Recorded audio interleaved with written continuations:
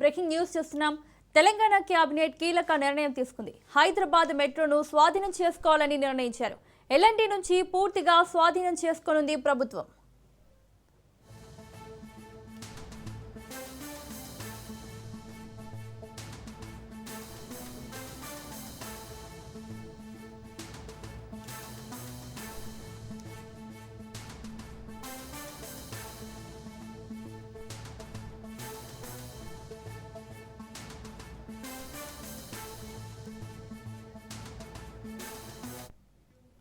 Telangana cabinet కీలక నిర్ణయం తీసుకుంది. హైదరాబాద్ మెట్రోను స్వాధీనం చేసుకోవాలని నిర్ణయించారు.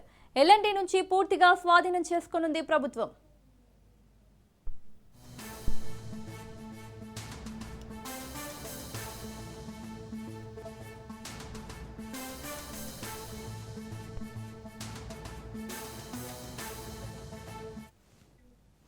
హైదరాబాద్ మెట్రోను ఎల్ఎన్టీ నుంచి ప్రభుత్వం పూర్తిగా స్వాధీనం చేసుకోవాలని నిర్ణయించినట్లు తెలుస్తోంది. ఇక ఇదే అంశానికి సంబంధించి మరిన్ని అప్డేట్స్ మా ప్రతినిధి సునీల్ లైవ్ లో అందిస్తారు. సునీల్. ఎస్ మౌనిక, తెలంగాణ రాష్ట్ర కేబినెట్ సమావేశం కొనసాగుతూనే ఉంది. ఈ కేబినెట్ సమావేశంలో 3 ప్రధాన అంశాలపై కూడా కేబినెట్లో చర్చించి కీలక నిర్ణయం తీసుకొని కేబినెట్ ఆమోదం తెలిపినట్టు కూడా తెలుస్తుంది. ఇందులో ప్రధానంగా తెలంగాణ రాష్ట్రంలో ఎంతో ప్రతిష్టాత్మకంగా ప్రభుత్వం చేపట్టాల్సి అనుకున్నటువంటి ఎల్ఎన్టీ మెట్రో రైలు మొదటి దశ టేక్ ఓవర్ చేసేందుకు రాష్ట్ర కేబినెట్ ఆమోదం తెలిపింది. ఇప్పటికే మనం చూసాం, ఎల్ఎన్టీ సంస్థతో రాష్ట్ర ప్రభుత్వము చర్చలు జరిపింది. గతంలో ఎల్ఎన్టీ సంస్థ చైర్మన్ సుబ్రహ్మణ్యం గతంలో జరిపినటువంటి చర్చల్లో ఎల్ఎన్టీ సంస్థను మొదటి దశ ఎల్ఎన్టీ మెట్రో రైల్ని టేక్ ఓవర్ చేసేందుకు రాష్ట్ర ప్రభుత్వం కూడా ఇప్పటికే ఏర్పాట్లు కూడా పూర్తి చేసింది. దీంట్లో భాగంగానే ఈరోజు రాష్ట్ర క్యాబినెట్ పూర్తిగా ఆమోదం తెలిపింది. మార్చి 31 లోపు ఈ యొక్క ప్రాసెస్ మొత్తం కూడా కంప్లీట్ చేసేందుకు రాష్ట్ర ప్రభుత్వం అడుగులు వేస్తుంది. ఎందుకంటే ఇప్పటికే ఎల్ఎన్టీ సంస్థకు చెల్లించాల్సినటువంటి అంటే బ్యాంకు నుంచి రుణాలు తీసుకున్నటువంటి 13,000 కోట్ల రూపాయలు ప్రభుత్వమే చెల్లించే విధంగా అగ్రిమెంట్ చేసుకుంది. దీంతో పాటు 2,000 కోట్లు ఈక్విటీ రూపంలో ఎల్ఎన్టీ సంస్థకు చెల్లించేందుకు రాష్ట్ర ప్రభుత్వము అంగీకరించింది. మొదటి దశలో మొత్తం 15,000 కోట్లు ఎల్ఎన్టీ సంస్థకు చెల్లించేందుకు రాష్ట్ర ప్రభుత్వము అంగీకరించింది. కాబట్టి ఆ ప్రాసెస్ ఫైనాన్షియల్ స్టేట్మెంట్ రిపోర్ట్ అంతా కూడా రాష్ట్ర ప్రభుత్వం చేతిలో ఉంది. కాబట్టి ఈ మార్చి 31 లోపే మొదటి దశ మెట్రో రైల్ ఎల్ఎన్టీ సంస్థ దగ్గర నుంచి టేక్ ఓవర్ చేసేందుకు రాష్ట్ర కేబినెట్ ఈరోజు పూర్తి నిర్ణయం తీసుకుని ఆమోదం తెలిపింది. ఇక దీంతో పాటు 2027 దేశవ్యాప్తంగా జనగణన చేస్తున్నటువంటి నేపథ్యంలో తెలంగాణ రాష్ట్ర ప్రభుత్వం కూడా కేంద్ర ప్రభుత్వం తీసుకొస్తున్నటువంటి జనగణనకు రాష్ట్ర ప్రభుత్వం కూడా ఇప్పటికే అన్ని ఏర్పాట్లు కూడా చేసింది. మొదటి దశ ఇప్పటికే ప్రారంభమైంది. రెండో దశ ఫిబ్రవరి నుంచి కూడా స్టార్ట్ అవుతుంది. కాబట్టి 2027 ఈ ఫిబ్రవరి నుంచి జనగణన స్టార్ట్ అవుతున్న నేపథ్యంలో వాటికి సంబంధించినటువంటి 89,000 మంది సిబ్బందిని మొత్తం కూడా ఉద్యోగులను సిద్ధం చేసినట్లు ఇప్పటికే చీఫ్ సెక్రటరీ సోమేష్ అటు రామకృష్ణరావు కూడా అటు ప్రభుత్వ దృష్టికి ఈరోజు తీసుకురావడం జరిగింది. ముఖ్యమంత్రికి ఆ నివేదికను కూడా సమర్పించారు. ఎప్పుడు జనగణన చేయాలి అన్న దానిపై కూడా పూర్తిగా నివేదిక సిద్ధం చేస్తే అయితే రాష్ట్ర ప్రభుత్వం మాత్రం ముందుగానే జనగణన కంటే ముందుగా ఇళ్లకు సంబంధించిన బట్టి నివేదికని సిద్ధం చేయాలని రాష్ట్ర ప్రభుత్వం భావిస్తుంది. నిర్ణీత హౌస్ లిఫ్టింగ్ సంబంధించినటువంటి లిస్టింగ్ ఆపరేషన్ చేయాలి. అంటే రాష్ట్ర వ్యాప్తంగా ఎంతమందికి ఇల్లులు ఉన్నాయి, దీని తర్వాత మళ్ళీ ఆ ఇళ్లలో ఎంతమంది నివసిస్తున్నారు అన్న దానిపై కూడా హౌస్ లిస్టింగ్ ఆపరేషన్ అనేది మొట్టమొదటిసారిగా తీసుకోవాలని నిర్ణయం తీసుకుంది క్యాబినెట్. దీంతో పాటు మరోవైపు తెలంగాణ వైద్య విధాన పరిషత్ను డైరెక్టర్ ఆఫ్ సెకండరీ హెల్త్ మారుస్తూ క్యాబినెట్ నిర్ణయం తీసుకుంది. ఇక నుంచి ప్రభుత్వ పరిధిలోకి ఈ యొక్క తెలంగాణ వైద్య పరిషత్ ఉద్యోగులు రానున్నారు. వారికి సంబంధించినటువంటి విధి విధానాలు మొత్తం కూడా ఇక నుంచి రాష్ట్ర ప్రభుత్వము హ్యాండ్ ఓవర్లో ఉంటుంది, రాష్ట్ర ప్రభుత్వమే చూసుకుంటుంది. తెలంగాణ వైద్య విధాన పరిషత్ను రాష్ట్ర ప్రభుత్వంలోకి తీసుకురావడానికి రాష్ట్ర కేబినెట్ ఈరోజు ఆమోదం తెలిపింది. మొత్తం 3 విషయాలపై కూడా ఈరోజు రాష్ట్ర కేబినెట్ ఆమోదం తెలిపింది. దీంతో పాటు ఇంకా కేబినెట్ సమావేశం కొనసాగుతుంది. రైతు భరోసా నిధులకు సంబంధించిన విడుదల ఎప్పుడు జమ చేయాలి రైతుల అకౌంట్లోకి అన్న దానిపై కూడా ఇంకా నిర్ణయం తీసుకున్నారా లేదా అనేది కూడా మరి కాసేపు క్లారిటీ వచ్చే అవకాశం. దీంతో పాటు బడ్జెట్ సమావేశాల నిర్వహణకు సంబంధించిన అంశాలు ఎప్పుడెప్పుడు తీసుకోవాలి, ఎప్పుడు బడ్జెట్ సమావేశాలు ఏర్పాటు చేయాలన్న దానిపై కూడా క్యాబినెట్లో చర్చించి ఇంకా నిర్ణయం కూడా తీసుకునే అవకాశం ఉంది. ఇప్పటివరకైతే కేవలం మెట్రో రైల్కి సంబంధించినటువంటి టేక్ ఓవర్ సంబంధించిన అంశంపై కూడా రాష్ట్ర ప్రభుత్వం నిర్ణయం తీసుకుంది. రాష్ట్ర ప్రభుత్వమే మెట్రో రైల్ టేక్ ఓవర్ చేసేందుకు రాష్ట్ర కేబినెట్ ఆమోదం తెలిపింది. ఇంకోటి వైద్య విధాన పరిషత్ ఇక్కడ నుంచి రాష్ట్ర ప్రభుత్వం చేతిలో ఉంటుంది. ఉద్యోగులకు సంబంధించినటువంటి విషయాలు జీతభత్యాల మొత్తం కూడా రాష్ట్ర ప్రభుత్వం చూసుకుంటుంది. దీంతో పాటు మరోవైపు జనగణనకు సంబంధించినటువంటి విషయంతో పాటు మరోవైపు హౌస్ లిస్టింగ్ ఆపరేషన్ సంబంధించిన విషయాలపై కూడా ఇప్పటికే రాష్ట్ర కేబినెట్ ఆమోదం తెలిపింది. కాబట్టి ఈ మూడు ప్రధాన అంశాలపై కూడా రాష్ట్ర కేబినెట్ ఆమోదం తెలిపింది. ఇక రైతు భరోసా నిధులకు సంబంధించిన విషయాలు కావచ్చు, బడ్జెట్ కావచ్చు, మరోవైపు ఈ భూ సేకరణకు సంబంధించిన విషయాలు కావచ్చు, మరోవైపు తెలంగాణ రాష్ట్ర ప్రభుత్వం ఈ 3 నెలల్లో రాబోయేటువంటి ఎండాకాలం సమయంలో ఈ 3 నెలల్లో తీసుకోవాల్సినటువంటి పథకాలకు సంబంధించినటువంటి విషయాలు, అదేవిధంగా వాటర్ సమస్యలు లేకుండా ఒక ప్రణాళికను సిద్ధం చేస్తుంది. కాబట్టి ఆ ప్రణాళికకు సంబంధించిన విషయాలపై కూడా కేబినెట్లో చర్చించి కీలక నిర్ణయం కూడా తీసుకునే అవకాశం. ప్రస్తుతం అయితే కేబినెట్ సమావేశం కొనసాగుతుంది. ఈ కేబినెట్ సమావేశం కంప్లీట్ అయిన తర్వాత మంత్రి ఈ విషయాలపై కూడా పూర్తి వివరాలు కూడా వెల్లడించే అవకాశం ఉంది. Mounika. Right Sunil, thank you.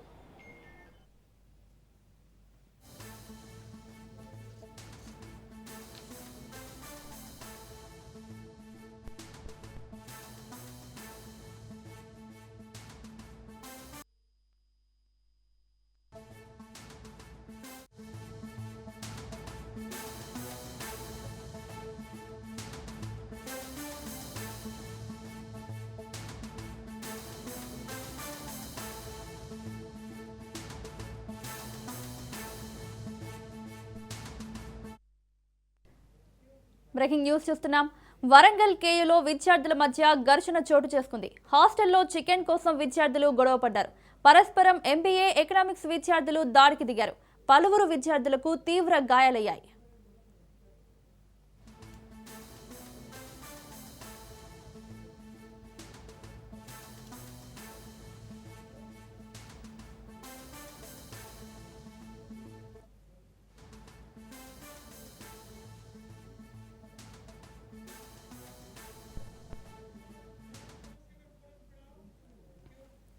Warangal KU హాస్టల్లో విద్యార్థుల మధ్య చికెన్ కోసం ఘర్షణ నెలకొన్నట్లు తెలుస్తోంది. ఇక ఇదే అంశానికి సంబంధించి మరిన్ని అప్డేట్స్ మా ప్రతినిధి చంద్రశేఖర్ అందిస్తారు. చంద్రశేఖర్.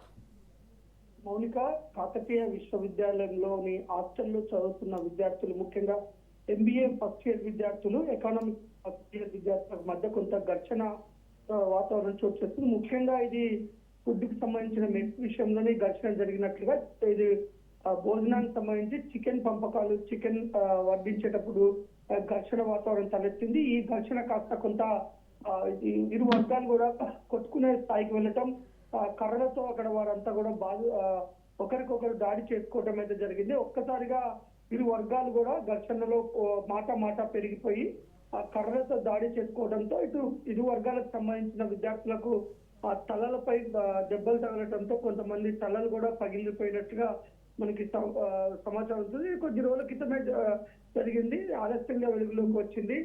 ముఖ్యంగా మనం చూసుకుంటే కాకతీయ యూనివర్సిటీలో ఇటు విద్యార్థుల మధ్య నిత్యం ఏదో ఒక గొడవ జరుగుతుండటం, చిన్న విషయాలకి సీనియర్స్ జూనియర్స్ కూడా గొడవలు ఇవి జరుగుతున్న ఘటనలు మామూలుగా జరుగుతున్న పరిస్థితి. కానీ ఇక భోజన సమయంలో ఇటు చికెన్ పంపకంలో ఒకరికొకరు మాట పెరగటంతోనే ఇటు first year economics students, MBA students ఇరు వర్గాలుగా విడిపోయి ఒకరికొకరు దాడులు చేసుకొని కర్రలతో విచక్షణాయుతంగా దాడులు చేసుకోవడంతో విద్యార్థుల తలలు కూడా పగిలిపోవడంతో వెంటనే వారిని అంబులెన్స్ ద్వారా హాస్పిటల్కి తరలించి చికిత్స అందించారు. ఇది కొంత ఆలస్యంగా వెలుగులోకి రావడంతో వెంటనే యూనివర్సిటీ యొక్క అధికారులు కూడా దీనిపైన మొత్తం విచారణ చేస్తున్న పరిస్థితి. ఇప్పటికే పోలీస్ స్టేషన్ కూడా కంప్లైంట్ చేయడం, పోలీసులు కూడా మొత్తం ఇక్కడ జరిగిన వాటి మీద ఆరా తీస్తున్నారు. దానికి బాధ్యులైన వారి పైన చర్యలు తీసుకుంటామని యూనివర్సిటీ అధికారులు కూడా చెప్తున్నారు. Mounika. Right Chandrashekar, thank you.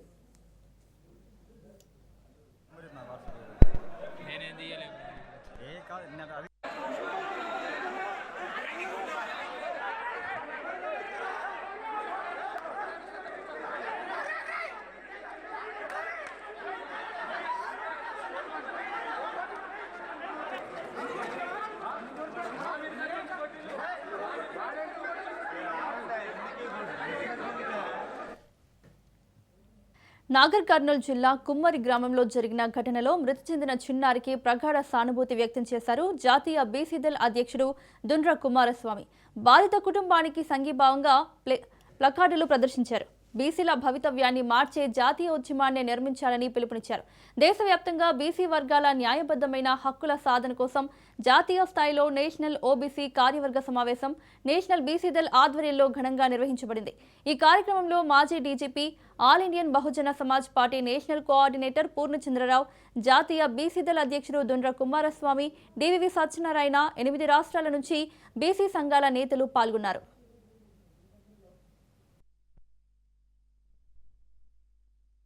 కుటుంబ పెద్ద ఎస్సీయా, ఎస్టీయా మరియు లేదా మరి ఇతరులు అని పెట్టారు. అంటే ఓబీసీ కులాలను ఇతరులుగా ముద్ర వేయాలని ఒక కుట్ర జరుగుతుందని ఈ సందర్భంగా నేను తెలియజేస్తా ఉన్నాను. అంతేకాదు ఈ దశాబ్దాలుగా మా పోరాటం వల్ల బీజేపీ చేసింది ఏమన్నా ఉన్నదా అంటే ఏమీ లేకపోవడం శూన్యం అనేది అక్షర సత్యం. అంతేకాదు పోరాడితే పోయేదేమున్నది బానిస సంఖ్యలు తప్ప అని బీసీలందరూ సంఘటితమై మనం పోరాడాలని సందర్భంగా నేను తెలియజేస్తా ఉన్నాను. అంతేకాదు ముఖ్యంగా ఒకసారి ఆలోచన చేసుకున్నట్లయితే మన బీసీల గురించి గత దశాబ్దాలుగా పోరాటం చేసుకున్నా కూడా వీళ్ళు బీజేపీ కనీసం బీసీలకు కావాల్సింది మతపరమైన రాజకీయాలు కాదు, బీసీలకు కావాల్సింది సమాన అవకాశాలు, సమాన వాటా, సమాన భాగస్వామ్యం మాత్రమే మేము కోరుకుంటా ఉన్నాము. ఎందుకంటే రాత్రికి రాత్రి 8% లేని వాళ్ళకు 10% రిజర్వేషన్లు రాజ్యాంగ సవరణ చేసి రాత్రికి రాత్రే వాళ్ళకు కల్పించారు. కుటుంబ పెద్ద ఎస్సీయా, ఎస్టీయా మరియు భూమి కోసం, భుక్తి కోసం, పేద ప్రజల విముక్తి కోసం ఏర్పడ్డ మావోయిస్టు పార్టీ ఇక చరిత్రలో ఒక అధ్యాయంగా మిగిలిపోనుందా అంటే అవునని సమాధానాలు వినిపిస్తున్నాయి. కేంద్ర హోంశాఖ మంత్రి అమిత్ షా మార్చి 31 వరకు మావోయిస్టు పార్టీని లేకుండా చేస్తానని ప్రకటన చేసిన గడువు ఇంకా మిగిలి ఉండగానే మావోయిస్టు అగ్రనేతల లొంగుబాటుతో మావోయిస్టు పార్టీ ఉద్యమ ప్రస్థానం తుది దశకు చేరుకుంది. ఇంతకీ మావోయిస్టు పార్టీలో ఏం జరుగుతోందనే చర్చ మొదలైంది.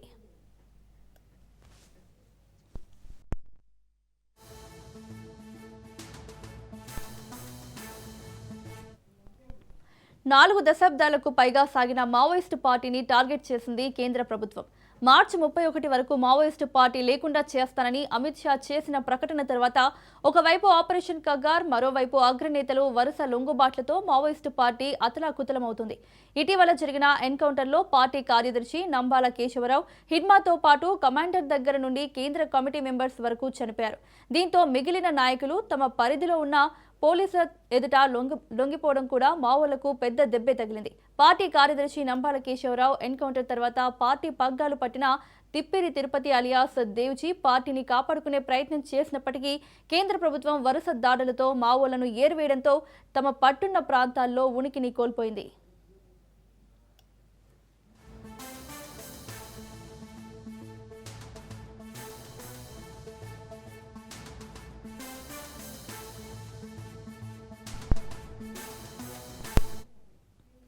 మావోయిస్టు పార్టీ కేంద్ర కమిటీ కార్యదర్శి తిప్పిరి తిరుపతి అలియాస్ దేవ్జీ, కేంద్ర కమిటీ సభ్యుడు మల్ల రాజ్రెడ్డి అలియాస్ సంగ్రామ్ తెలంగాణ పోలీసుల ఎదుట లొంగిపోయారు. రాష్ట్ర కమిటీ సభ్యుడైన నరసింహారెడ్డితో పాటు మొత్తం 25 మంది ప్రత్యేక ఇంటెలిజెన్స్ బ్యూరో పోలీసుల ఎదుట లొంగిపోయారు. ఈ లొంగుబాటును రాష్ట్ర డీజీపీ శివధర్ రెడ్డి నిర్ధారించారు. దేవ్జీతో పాటు మరికొందరు మావోయిస్టులు తెలంగాణ పోలీసులకు లొంగిపోయారని ఛత్తీస్గఢ్ డిప్యూటీ సీఎం కూడా చెప్పారు. మావోయిస్టు పార్టీకి చెందిన కేంద్ర రాష్ట్ర కమిటీలో తెలంగాణ వ్యక్తులు 15 మంది ఉన్నారని, వారంతా లొంగిపోవాలని ఇటీవల రాష్ట్ర డీజీపీ శివధర్ రెడ్డి సూచించారు.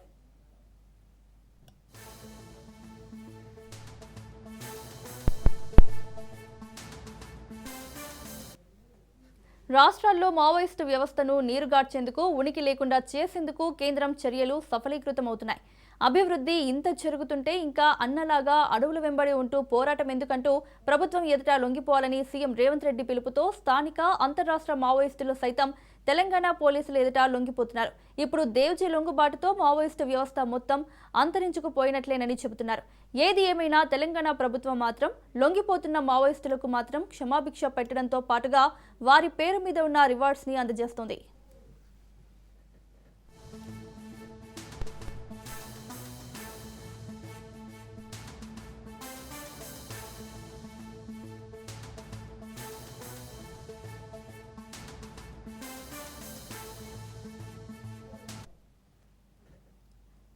దేశవ్యాప్తంగా రాజ్యసభ ఎన్నికల కోసం కేంద్ర ఎన్నికల సంఘం షెడ్యూల్ విడుదల చేయడంతో అభ్యర్థుల ఎంపికపై పార్టీలు దృష్టి సారించాయి. తెలంగాణలో 2 స్థానాలకు ఎన్నికలు జరగనున్నాయి. ఫిబ్రవరి 26న నోటిఫికేషన్ విడుదల కానుండగా మార్చి 5న నామినేషన్ దాఖలు చేయడానికి చివరి గడువు. ఇక మార్చి 16న పోలింగ్, అదే రోజు సాయంత్రం ఓట్ల లెక్కింపు నిర్వహిస్తారు. తెలంగాణలో ఖాళీ అవబోయే 2 రాజ్యసభ స్థానాలకు ఎవరు పోటీ చేయనున్నారనేది ఆసక్తిగా మారింది.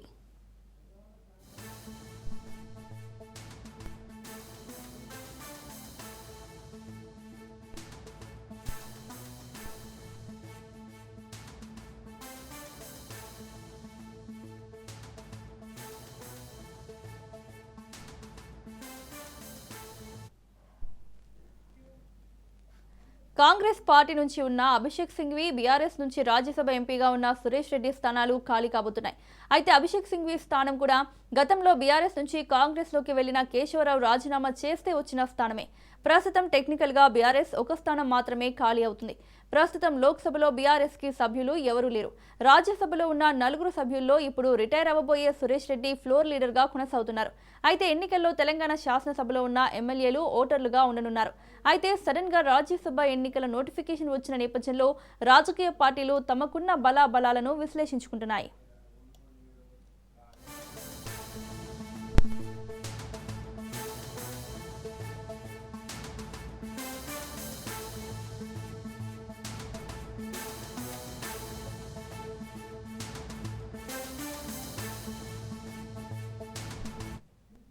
ప్రస్తుతం ఉన్న లెక్కల ప్రకారం తెలంగాణ అసెంబ్లీలో 119 మంది ఎమ్మెల్యేలు ఉన్నారు.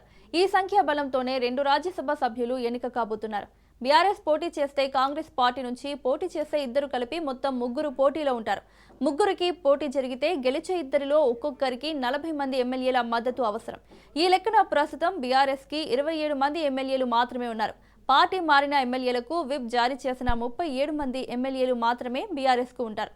దీంతో బీఆర్ఎస్కు ఎంపీ స్థానం దక్కే అవకాశం ఎట్టి పరిస్థితుల్లో లేదు. ఈ నేపథ్యంలో పోటీకి కూడా దూరంగా ఉండాలని గులాబీ పార్టీ భావిస్తున్నట్లు తెలుస్తోంది. అయితే పార్టీలో ఉన్న కొందరు నేతలు మాత్రం ఈ రాజ్యసభ ఎన్నికల్లో తాము పోటీ చేయడం ద్వారా మిగతా ఎమ్మెల్యేలకు విప్పిచ్చే అవకాశం వస్తుంది కాబట్టి పోటీలో నిలబడాలని చర్చించుకుంటున్నారట. కానీ అధిష్టానం మాత్రం దానికి ఒప్పుకోవడం లేదు. బీఆర్ఎస్ పోటీలో ఉంటే 40 సీట్లు అధికారికంగా కావాలి కాబట్టి అన్ని సీట్లు లేకపోవడంతో బీఆర్ఎస్ వెనక్కి తగ్గే అవకాశం ఉంది. పోటీ చేసి గెలవలేదు అనిపించుకోవడం కంటే అసలు పోటీలోనే లేకుండా ఉండడమే ఉత్తమమని బీఆర్ఎస్ భావిస్తోందట.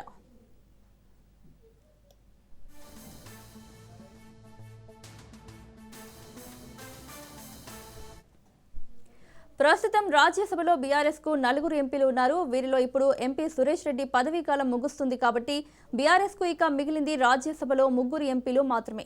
మరో 2 సంవత్సరాల తర్వాత ఇంకో 2 పదవీ కాలం కూడా ముగిసే అవకాశం ఉంది. అప్పుడు కూడా బీఆర్ఎస్ కు గెలిచే అవకాశం లేదు. ఈ నేపథ్యంలో బీఆర్ఎస్ పార్టీ నుంచి రాజ్యసభ సభ్యత్వం ఆశించే వాళ్ళు కూడా మళ్లీ అసెంబ్లీ ఎన్నికలు పూర్తయ్యే వరకు ఆగాల్సిందేనని రాజకీయ విశ్లేషకులు అభిప్రాయపడుతున్నారు.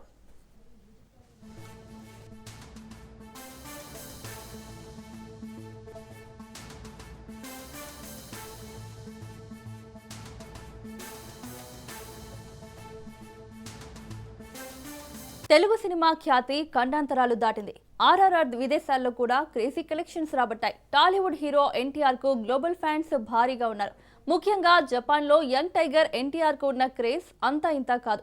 కేవలం సినిమాలే కాదు, టైగర్ చేసే యాడ్స్ కూడా విదేశీయులను ఆకర్షిస్తున్నాయి. ఓ జపనీస్ అభిమాని ఎన్టీఆర్ పట్ల తనకున్న ప్రేమని చాటుకుంటూ హైదరాబాద్లోని సౌత్ ఇండియా షాపింగ్ మాల్ను సందర్శించి అందరినీ ఆశ్చర్యపరిచారు. And came here and purchased his everything. His two dress and 2 dress for me. Yes.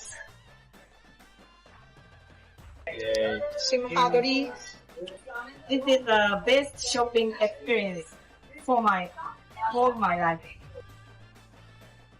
I came here just watching his advertising. South India shopping mall కు junior NTR brand ambassador గా ఉన్నారు. ఆ సంస్థ కోసం చేసిన ads social మీడియాలో viral అయ్యాయి. ఆ అడ్వర్టైజ్మెంట్ చూసి ఇన్స్పైర్ అయిన ఒక జపనీస్ కస్టమర్ కేవలం షాపింగ్ కోసమే సౌత్ ఇండియా షాపింగ్ మాల్ ను విజిట్ చేశారు. తమకు నచ్చిన డ్రెస్లను కొనుగోలు చేశారు. ఎన్టీఆర్ యాడ్ చూసి ఇక్కడకు షాపింగ్ చేయడానికి వచ్చానని, ఇది తన జీవితంలో మంచి అనుభవం అని చెప్పారు. here and purchase his everything. His two dress and two dress for me. Yes. Simhadri, this is the best shopping experience for my whole my life. I came here just watching his advertisement. Rajahmundry కల్తీ పాల ఇష్యూపై జిల్లా collector SP స్పందించారు. పాలు తాగిన వారి రక్త నమూనాలు సేకరించామని collector కీర్తి తెలిపారు. పాల శాంపిల్స్ తో పాటు పశువుల నమూనాలు సేకరించామన్నారు. విశాఖ ల్యాబ్ కు శాంపిల్స్ పంపించామని చెప్పారు. నిన్న మరొకరు చనిపోవడంతో దర్యాప్తు మొదలు పెట్టామని, మరో 3 మరణాలు కూడా ఇలానే జరిగాయన్నారు. కల్తీ పాలు తాగి 4 మృతి చెందారని చెప్పారు. నిన్న సాయంత్రం ఒక డెత్ రిపోర్ట్ అయ్యాక దర్యాప్తు చేశామని ఎస్పీ తెలిపారు. పాలకు సంబంధించిన మెటీరియల్ సీజ్ చేశామని, రకరకాల శాంపిల్స్ తీసి వివిధ ల్యాబ్స్ కు పంపించామని వివరించారు.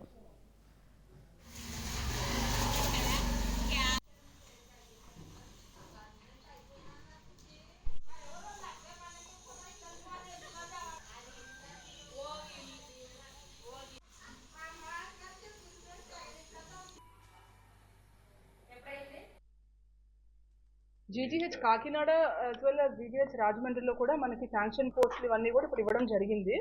సో డాక్టర్స్ కూడా పనిచేస్తున్నారు. ఎక్కడైనా మనము పీపుల్ కెన్ అడ్మిట్. ఈ విషయంలో ఈ కేసుకి సంబంధించి మీరు అడిగిన క్వశ్చన్ ప్రస్తుతానికి ఇప్పుడు మనకి 4 మరణాలు జరిగింది.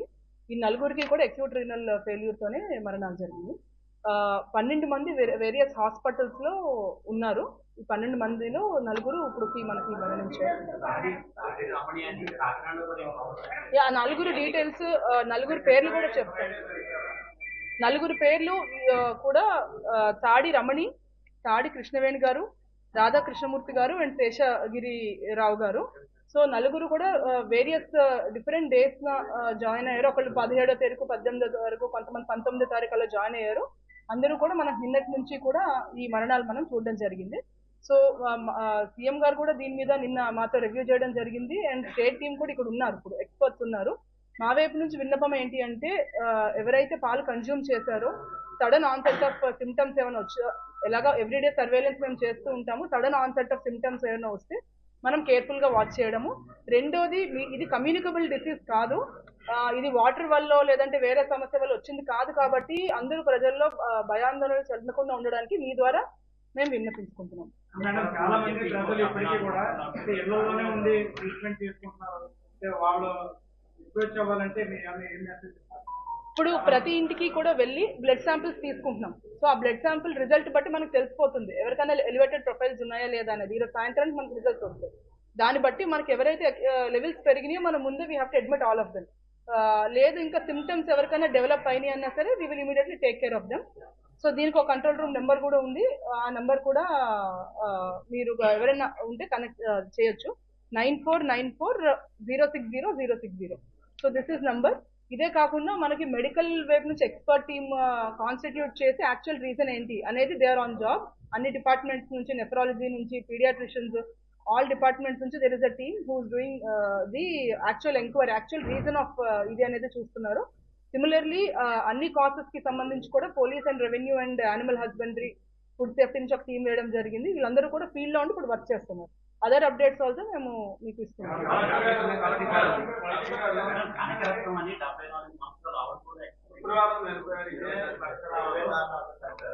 అంటే అది జీజీహెచ్ కేసు, అది దానికి మిల్క్ వెండర్ కి లింక్ లేదని చెప్తున్నారు.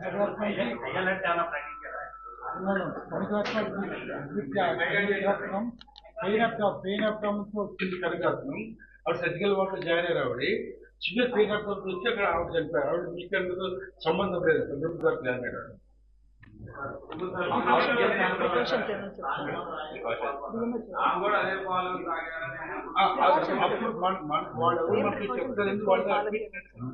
పెయిన్ ఆఫ్ డామిన్ సర్జికల్ వార్డ్. నెక్స్ట్ నిన్న వాళ్ళు మీడియా చెప్పారు. వాళ్ళు రాజమండ్రిలో కల్తీ పాల వ్యవహారంపై చంద్రబాబు సమీక్ష నిర్వహించారు. జిల్లా కలెక్టర్, ఎస్పీ అధికారులతో మాట్లాడారు. బాధితులకు మెరుగైన వైద్యం అందాలని సీఎం చంద్రబాబు సూచించారు. పాలు వాడిన 75 మంది శాంపిల్స్ సేకరించామని అధికారులు తెలిపారు. కల్తీ పాలు అని తేలితే కఠిన చర్యలు తీసుకోవాలని సీఎం చంద్రబాబు ఆదేశించారు.